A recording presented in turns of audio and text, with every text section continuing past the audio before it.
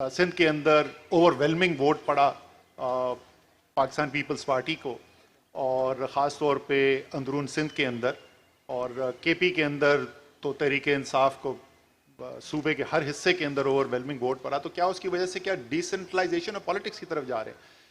लेकिन अगर आप इनको देखें, ये दोनों कौन सी पार्टी हैं जिन्होंने ये वोट लिया? सिंध के अंदर वोट सिंध के नेशनलिस्ट को नहीं पड़ा, एक उस पार्टी को पड़ा जो फेडरल पार्टी है, जो 4 दफ़ा पाकिस्तान में वफाक में हुकूमत बना चुकी है।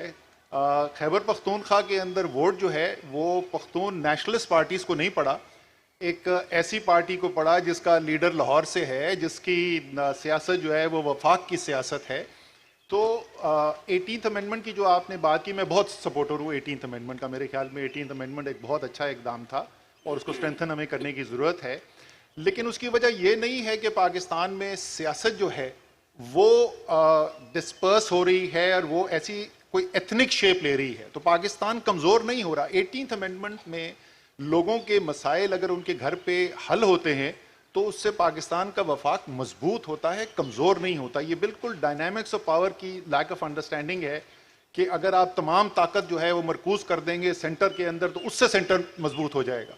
सेंटर इससे मजबूत नहीं होगा कि इख्तियार किसके पास है। सेंटर उस वक्त मजबूत होगा, वफाक पे लोगों का उस वक्त यकीन होगा जब लोग समझते हैं कि वफाक जो है उसकी एग्जिस्टेंस से हमारी जिंदगी बेहतर हो रही है।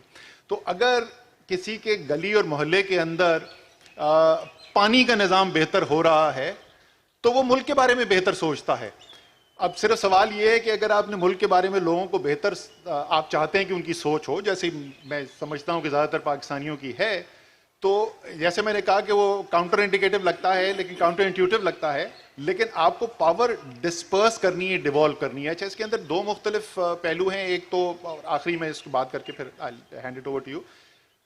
जाहिर है कि जो अगर पाकिस्तान में तकरीबन आधा वक्त जो है वो फौज की हुकूमत होती रही है, फौज सेंट्रलाइज इंस्टीट्यूशन है, तो फौज तो चाहेगा कि ताकत जो है एक नेचुरल इंपल्स है कि सेंट्रलाइजेशन उसकी की जाए।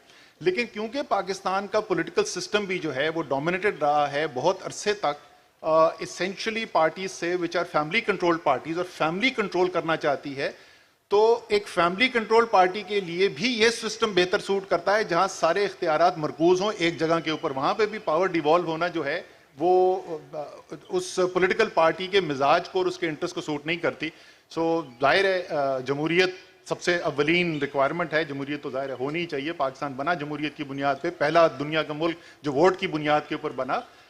लेकिन उस जमहूरियत को अगर आप डीपन करना चाहते हैं, जैसे हम सबकी ख्वाहिश है, तो पॉलिटिकल पार्टीज के अंदर भी अगर जमहूरियत हमारी ज़्यादा बढ़ जाए और उसको एक सबसे ज़्यादा स्ट्रॉन्ग करने का मेरी ज़ाती एक्सपीरियंस है, सिर्फ मैं अपनी जहन से नहीं बात कर रहा हूँ, जो मैंने खुद देखा है, आप डिवॉल्व करें पावर, लोकल गवर्नमेंट का सिस्टम मजबूत करें, उससे पाकिस्तान तो मजबूत होता है, उससे पॉलिटिकल पार्टी मजबूत होती है।